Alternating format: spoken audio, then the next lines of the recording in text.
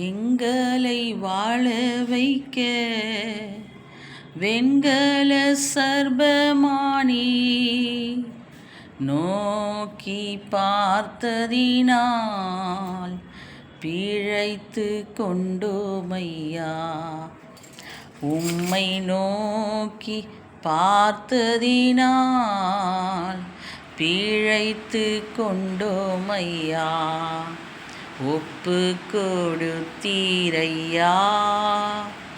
என்னையே உமக்காக. உலகின் இரட்சகரே உன்னத பலியாக. Praise the Lord. எல்லாம் எப்படி இருக்கீங்க? நல்லா இருக்கீங்களா? இந்த நாளிலும் தியானிக்க போகிற வசனம் யோவானுக்கு எழுதின வெளிப்படுத்தின விசேஷம் 1வது அதிகாரம் 6வது வசனம். நம்மிடத்தில் அன்பு கூர்ந்து நமது இரத்தத்தினாலே நம்முடைய பாவங்களற நம்மை கழுவி நம்முடைய பிதாவாகிய தேவனுக்கு முன்பாக நம்மை ராஜாக்களும் ஆசாரியர்களும் ஆக்கின அவருக்கு மகிமையும் வல்லமையும் என்றென்றைக்கும் உண்டாயிருப்பதாக. ஆமேன். நம்முடைய அன்பு கூர்ந்து அவருடைய இரத்தத்தினாலே நம்முடைய பாவத்தை கழுவினார். இப்போது நம்ம மேலே ஒரு அழுக்கு இருந்துச்சுன்னா அதுக்கு நம்ம என்ன செய்யணும்? நல்லா சோப்பு போட்டு குளித்து நம்மளை சுத்தப்படுத்திப்போம். அதே போல் தான் இருதயத்தில் உள்ள அழுக்கை எப்படி நம்ம தீர்க்க முடியும்?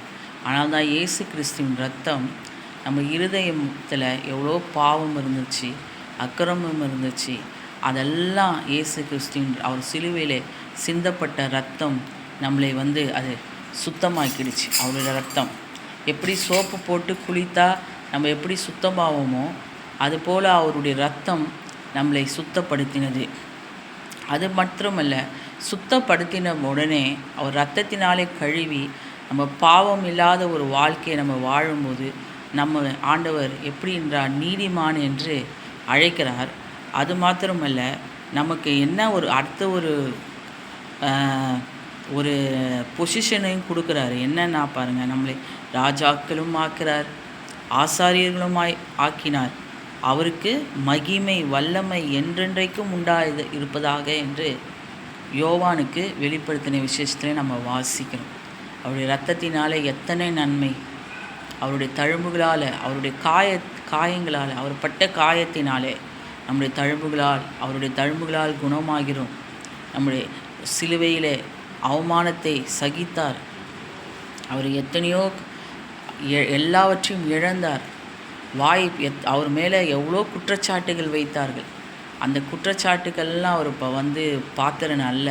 இருந்தாலும் அந்த குற்றங்களெல்லாம் ஏற்றுக்கொண்டு சிலுவையை சுமந்து 3ஆம் நாளிலே நமக்காக உயிரோடு எழுந்து இன்றைக்கும் நம்மோடு இருக்கிறார். ஹல்லேலூயா.